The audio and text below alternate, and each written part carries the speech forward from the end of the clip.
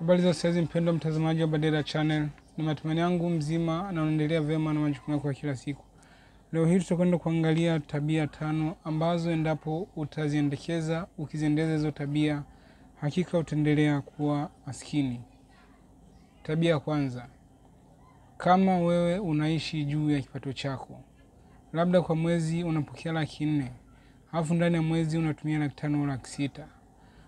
Kamwe hauwezi kufanikiwa na hauwezi kufikia mafanikio makubwa. Kama unataka kufikia mafanikio, unapaswa kuishi chini ya kipato chako. Inamaanisha kama unapokea 400,000, uhakikishe unatumia 300,000 na inayobaki uweke akiba kwa ajili ya dharura na kwa ajili ya kufanya maendeleo. Tabia ya pili, kutumia pesa ambayo hujaipata. Walio wengi huwa wanaita advance. Mtu labda ameweka makubaliano au mkataba fulani, kabla ya kukamilisha lile jambo anaomba advance. Anamaliza kazi na pesa yote ambayo ingebidi apokee ameshaimaliza. So epuka sana tabia kuchukua advance. Kabla hujakamilisha kazi ya mtu usipokee pesa yake. Hakikisha umekamilisha kazi ndipo upokee pesa. Jambo la 3 ambalo litakufanya uweze kuendelea kuwa maskini, au tabia 3 itakufanya uendelee kuwa maskini. Tabia ya kukopa ovyo. Mikopo nyingi huwa na riba kubwa, mikopo mingi huwa na riba zinazoumiza.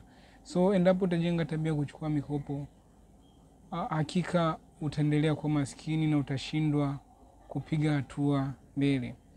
Tabia 4 ambayo usipoiacha utaendelea kuwa maskini ni kushindwa kuweka akiba. Akiba ni pesa kwa ajili ya dharura, lakini pia ni kwa ajili ya kufanya maendeleo. So kama hauweki akiba, inamaanisha hutaweza kuanzisha vyanzo vingi vya kipato. Kama unataka ujinasue kutoka kwenye mbele umaskini, hakikisha unaweka akiba kwa kila kipato unachokipata. Tabia ya 5 ambayo ukiendekeza utaendelea kuwa maskini ni kuishi bila kufanya kazi.